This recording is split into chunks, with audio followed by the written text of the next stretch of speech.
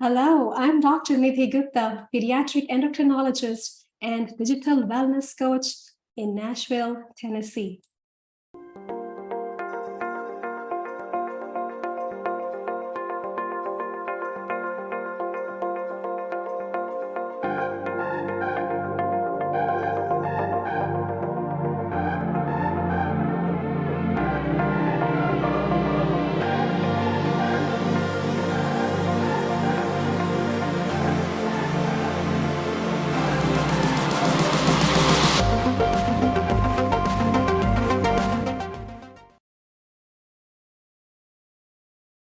Underneath the so called narcissistic personality is definitely shame and the paralyzing fear of being ordinary. My guest today, Anya, is a digital wellness coach, a speaker, and founder of Project B, a platform that raises awareness about the growing dangers of social media and digital attachment. Anya has also created the Digital Wellness for Families course, an 8-week online program designed to teach parents and families how to live more authentic and connected lives by spending less time with technology. Anya, welcome to Inspinar. Thank you so much. It's a pleasure to be with you.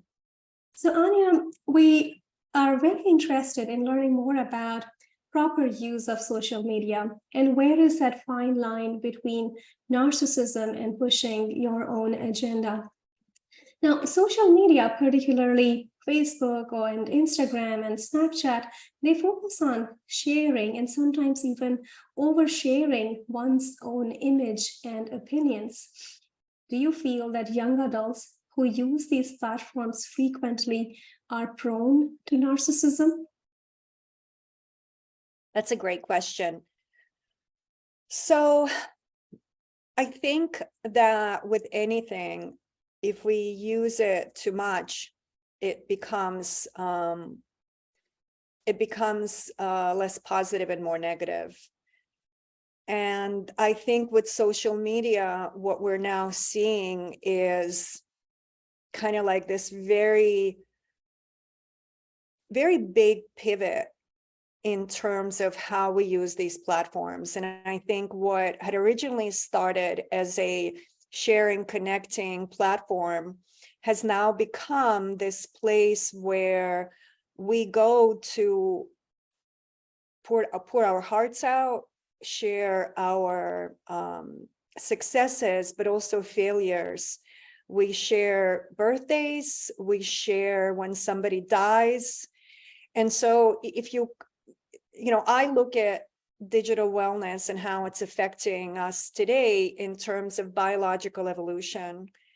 So human beings alone do not survive. And a perfect example of that is, let's take death. When somebody close to us dies, what we want to do is we want to be with the group of people who knew the person that has passed. So God forbid it's our parents, we're with our family. If it's with our friends, we're with that group friend, because we want to be surrounded by people that knew the person who had passed and we want to celebrate them. What I see now is people posting these things on social media, and my heart breaks for them. I think that's happening because we're so disconnected from a lot of relationships that we used to have.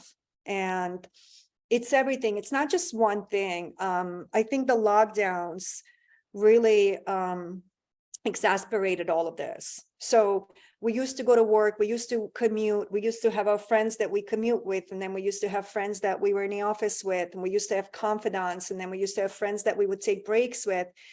And that was our support system. Human beings are a tribal animal. So now a lot of that is gone, but we're still human. And we still need validation, we need affirmation. And so we post things like, oh, another trip around the sun for me in 2 days. And so in 2 days, you get 375 birthday wishes from people that don't even know you. And so the question is, does that really matter? Right? So we replace the Dunbar theory, right? We replace the people closest to us. And so now we're open, oh, I have, 750 friends on Facebook. And it's just that we're not capable of that type of exposure. We're not really made to maintain those type of relationships. And so now I think social media has really kind of flipped its use. From the onset of when these platforms were built, I thought the language was very tricky. Social media is at best a stalking platform. And I think we have to call it that. And, it's totally fine. But I go on Instagram, I look at your profile, you don't see what I'm looking at. You don't see if I'm taking snapshots, I'm, zooming in, zooming. And so it's really kind of like a voyeuristic way. And people call it social media, but I assure you it isn't. The same as Facebook, Facebook is an online platform where you see other people's lives. Real face communication is if you and I are looking at each other face to face. So I think we have to use the language properly. Now, to get back to your original questions, do I think there's a right and wrong way to use social media? Absolutely. I think the best way to use social media is the following. I think adults set an example for their children. And so children mimic and they will copy your behavior. There is a sector of people that use social media as a work platform. That's how they make their money. And I totally get it. So, we're going to leave those people aside. For everybody's regular use, I think social media should be offloaded to a secondary device, whether it's an iPad or a computer or whatever it is. And I think it should be checked once, when I work with my client, I wean them off of it. So we first put it on a secondary device and they check it in the morning and at night. And then after a week, we start checking it just one time a day. And then after 3 weeks, we check it twice a week. And then within a month, it really becomes like a Saturday, Sunday activity. And then is any stimulant, the less you use it, the less you need it. So one of the things I myself have been working on, I've stopped texting people. And it's been really that the original experiment, when it started, it was really difficult because we're just used to ding, ding, ding, and that's the normal state. But I assure you, it's anything but normal. The normal state is silence and not being disrupted by text messaging that really don't say anything, right? If I say to you, hey, Nidhi, what's up? How are you? Good. Or, it's not a real conversation. So when I work with people, I think we've discussed this before. I really try to use our own natural rhythms and biology. I don't advocate for apps, although there are a lot of people that are creating apps and I support their work. In my work, I don't want to use the same method that created the issue to try to rectify the issue. And so I'm talking about getting back to our more natural way of being less disrupted, being more lost in thought, being present, being bored, being creative. My own work has really elevated in the last couple of months since I've put that practice in. It's unbelievable. I don't get interrupted. I'm now able to put in an hour and a half to 2 hours of uninterrupted work, which is a very different product than work that is interrupted every 15 to 20 minutes. I suggest a lot particularly for couples, that they don't use their phone throughout the day and catch up at night at dinner. Right? Because I think if you're texting, or even with friends, I tell people all the time, don't text your friend during a week. Go to dinner with them on Friday. Have brunch on Sunday and just talk about what was the week like. So it's been really effective for me. I've had a lot of success with my work. I've been using a lot of psychometrics to ultimately what I'm doing is helping people change behavior. And I think to help someone change behavior, we have to understand the motivation behind it. And so I was certified as a color code facilitator to have that as a tool for clients to help them go through this transition. And it's been unbelievable for me. Ketamine, which is another podcast, but ketamine and psychometrics have been two things that have drastically changed my entire life, how I view things, how I view my own relationship with technology, and the methods which I use to help people I work with. So Anya, you mentioned that the purpose of social media when it was originally designed was probably something different, and now we use it for something completely different. Do you feel that people typically share their failures or bad moments on social media, or the content that actually makes it to social media is filtered out, where you only see the greatest that is happening in everybody's life, which then makes the other viewers feel awful about their own life?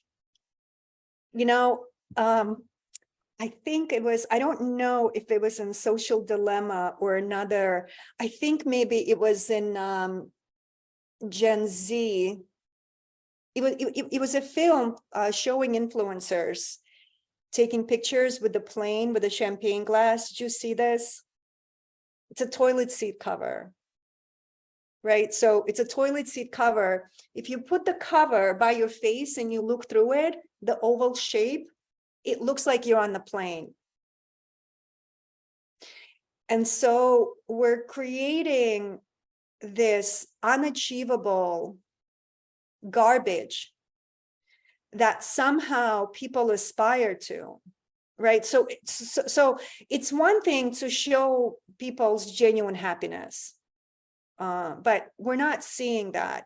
And even that, the genuine happiness, we were talking about this offline. I've been on LinkedIn. I just got a notice from them. Like, I've been on LinkedIn for maybe 12 years, which is a really long time. When I started LinkedIn, it was literally a platform where people could network and build business relationships and create a different way of communicating. In the last few months, something has drastically changed. The only thing I see LinkedIn is people talking about their own accomplishments. And it's a lot of people I know. And so it's mostly, you have somebody who's posting a 4-paragraph note, and sometimes you'll have 14 or 15 eyes in it.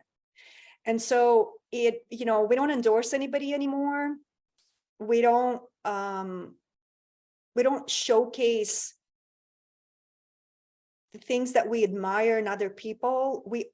People are only talking about themselves. And my background is in sales, and I don't know if people realize this or not. Ultimately, I'm not going to curse on your podcast, but nobody gives a hoot, right? People genuinely want to know how does your content relate to them? And so I think these stories of, I just got a new promotion, I just got a new raise, I went and I spoke here, it really is unbelievable. I think it's in really bad taste. I wasn't raised that way. When I was growing up, tooting your own horn and talking about your own accomplishments, which is not acceptable. It wasn't proper. It wasn't elegant. It's not what accomplished humans do. They don't do it for accolades. They do good work because they really believe in doing good work and making the world better. So I'm trying to figure out how that relates to the work I do. And so I am really trying to provide content where I literally give people tips that they could take that day and use them. I never offer that they buy anything or purchase. I literally, I'll make a post like, if you want to save 45 minutes a day, stop you taking your phone into the bathroom. That's a gift. Right. And so I'm trying to be more helpful versus boasting about my own accomplishments. I just facilitated a psychometric session for College of Charleston, and I've asked for endorsement. I've asked twice. I'm waiting for it. I didn't take any pictures. There's a horrible video of it, which I'm not going to post. But I really decided in my own work, I really want to help people behind the curtain, and I don't need the world to know about the work that I'm doing, because I don't think anybody cares. There is a very fine line between spreading your message through social media, and people like you and me often run into this ironical situation where we have to use social media to raise awareness Right. about social media. Right. So some skeptics out there might see us as pushing our own agenda, and that, hey, they are there on social media all the time, posting and telling other people to get off social media. So where is that fine line between raising awareness about what you are doing versus all about me, I, me, myself? I think it's the content we provide. So I think the content about you? Is it about your accomplishment, about something you did? Or is the content, are you giving something away? And so one of the greatest example, I worked for a really great real estate firm once, and why us? That slide in the deck was the last slide. And so I asked one of my senior partners, how come we talk about us at the last slide, where every other firm, that's the first slide? Why us? And they discussed the team. And he said something to me that I'll never forget. And it has been really a key point that I always return to in my career. He said, once you're in a room and you're pitching business, they know something about you that they already like. You don't need to sell yourself more. You came to that meeting because the client wanted to see you to talk about them. If after the meeting, they want to know more about you, they'll ask, so Needy, tell me more about yourself. And so I think that one differentiator was one of the biggest success differences in how our team pitched and won and subsequently worked on the business versus other firms. And so I think it's really important that we understand there's a fine line between posting content on social media that really creates value for somebody who's watching, versus me posting my own picture. Oh, I just wanted to talk to everybody about digital wellness. Here's my selfie. That I think is insane. And so I'm seeing a lot of that on LinkedIn. I mean, I'm seeing a lot of things, my own thoughts, my own quotes, and people posting. I mean, I saw, and this is another thing I wanted to actually bring up. So I'm very careful what I watch, because we know socially, it's exactly what you eat. And so a couple of weeks ago, I got on LinkedIn early in the morning. My work days kind of like from 6 to 11. That's when I produce most of my work. Plus my dogs are asleep in the morning, and it gives me a little bit of time to get stuff done. And so I saw this guy post about prostate cancer. He's one of the largest investors in Airbnb. And I'm sitting there, and I'm kind of like, wow, I felt so bad for him that he doesn't have anybody in his life to share that with. And then the next day I saw somebody post about death. And then the next day I saw somebody post about their brother's cancer. And so I'm kind of looking at this and I'm like, wait a minute. I am taking in this really negative, really sad stuff. That's not at all what the platform is about. Now, there is a space that we can do all of this. But somehow now LinkedIn has become this throw up of every emotion I've ever had. And the only thing I feel really bad and really sad for where our civilization is. I feel really sad. A very good friend of mine lost her mother a few days ago. And so I took her to dinner last night, and we were talking about this, right? It's so tragic. I have a bunch of friends who have lost moms in the last couple of years. And she's been spending time with friends and family and her dogs, and we're going to go do yoga tomorrow, right? She's looking for connection. And so I think ultimately people that are posting this very inappropriate stuff on LinkedIn are screaming for help. And I want to be able to comfort that, right? That's why I'm very, I'm very big on return to office. I'm very big on return our communities to some kind of level of normal.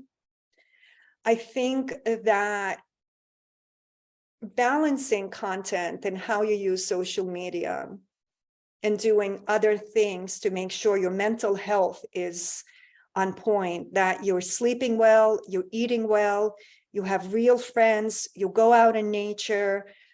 And then if you want to use social media around that, that's fine. But I think the way we're functioning now is we're on social media. That's our social circle. We eat dinner while we're online, right? We've eliminated so much of our natural connection and natural biological rhythms. And so we're not functioning right. And so now you have such spike in mental health. I mean, loneliness and mental health care or mental health issues are the two biggest topics that I think people should be concerned about, particularly when it comes to young people. That is exactly what I was going to ask you next, Anya. We have eliminated our biological rhythms. We tend to eat dinner while we are online. It takes a lot of skill and art to balance our online life and making time for everything else that we need to do, be it work or school or sleep or exercise. Do you think our younger generation is equipped with the art and the skills to somehow make this balance work? And what is the impact of all of this on our youth that you are seeing in your work? Children, humans, evolution, we learn by mimicking. We watch the world around us, and that creates our path in life, choices. You asked me, can the children find the right way out of this? No. So human beings live in systems. Man without a system, left to their own device, is a very self-destructive being. And so we need in systems and we function in systems. And now we don't have a system. And so I call it the perfect storm. I think we talked about this, right? In my work, I talk about 5 things. I talk about sleep, I talk about eating, rituals, movement, social cohesion, and purpose. These are 5 biological, natural human functions that have completely been eroded. We're not sleeping well. Our circadian rhythm is out of whack. Not that we're not eating together. Forget eating together. We don't even eat real food anymore. We don't make real food. Children they don't really know anything about nutrition because we now eat fast food, which is not even food. So we've eliminated all of this. We've eliminated movement. I mean, we're now talking, I have these arguments. I use LinkedIn to argue. And the biggest argument, I mean, I've been in argument with people for the last, I think, 4 weeks. So as of September, after Labor Day, a lot of New York City companies are calling their employees back to work. And there's a big push against this, right? People are kind of like, I'm comfortable, I don't want to go to work. Now, I really, really understand that, particularly when it comes to women and mothering. I think there's no other job that is more important than being there for your children, right? So I understand it. And if you have to commute an hour and a half to work each way, I get it. But here's my question. What happens to the younger generation who is it's all technology driven? How do they learn how to become adults, right? How do they learn the trade? How do they learn failure? How do they learn success if the older population is kind of sitting at home and not going to work, right? So it's just not going to happen. So it's really a perfect storm. We've created technology and gave it to children, and we have no rules or regulations around it. And when I bring this next point up to parents, I always get really dirty looks when I say, well, what would you do if I gave your 9-year-old beer? People get really offended. They look at me and they say, well, I'd obviously be mad. Right. And so we know that the reason the drinking age is 21 and over is because the frontal cortex isn't fully hardened. I mean, you know this, till you're 25. So I know you have children. I imagine if I gave your children alcohol, I would not be allowed in your house, to say the least. I don't know what else you may do. Right. But we now have given this tool to children. And there's no rhyme or reason to it. And we know what kind of damage technology causes. We've seen the initial imaging done to see that the gray matter looks the same as it looks on Alzheimer's and Parkinson's. We know the gait, we know tech neck, we know digital dementia. I don't know if the world knows it yet, but you're in a space. I've been doing this for almost 6 years now. This is so. For me, it's a little odd. When I started talking about digital addiction, people would say, oh, Anya, you're so dramatic. And then when I published my course, my 8-week course, I think that went live on maybe like March 2nd of 2020. And within weeks, we were in a lockdown. The entire course,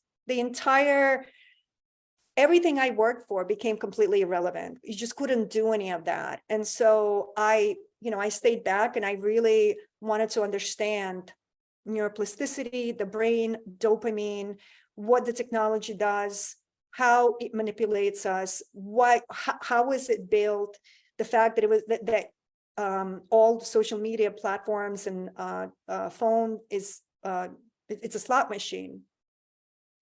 And so post-pandemic, now when people ask me what I do, and I say I help people with technology addiction, people say, wow, people really need it now. So people get it. There's an awareness that we now have that we didn't have before.